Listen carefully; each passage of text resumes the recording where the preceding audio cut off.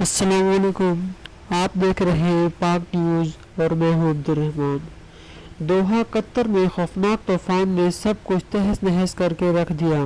طوفان کے باعث کورونا کا فیلڈ اسپتال مکمل تباہ ہو گیا، جس میں موجود طبی عملے کے 23 اہلکار زخمی ہوئے۔ تفصیلات کے مطابق قطر میں زوردار طوفان نے اپنی زد میں آنے والے ہر شے کو تہس نہس کر دیا۔ عرب نیوز کے مطابق قطر میں 73 کلومیٹر فی گھنٹہ کی رفتار سے آنے والے شدید طوفان کے باعث کورونا سے متاثرہ مریضوں کے لیے بنایا گیا فیلڈ اسپتال تباہ ہو گیا۔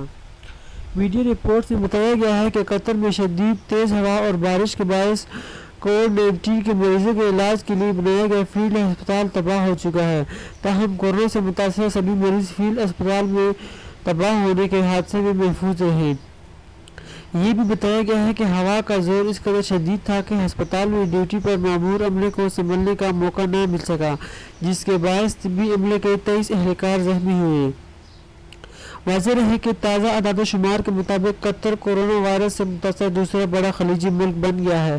اس سے قبل سعودی عرب اور متحدہ عرب امارات کو کورونا وائرس سے سب سے زیادہ متاثر ممالک تھے۔ اب قطر کورونا وائرس کے باعث متحدہ عرب امارات سے زیادہ متاثر ملک بن گیا ہے۔ میڈیا رپورٹس میں بتایا گیا ہے کہ قطر میں گزشتہ 24 گھنٹے کے دوران رپورٹ ہونے والے کیسز کے بعد مختلف وبا کے کل کیسز کی تعداد 13,409 ہو گئی۔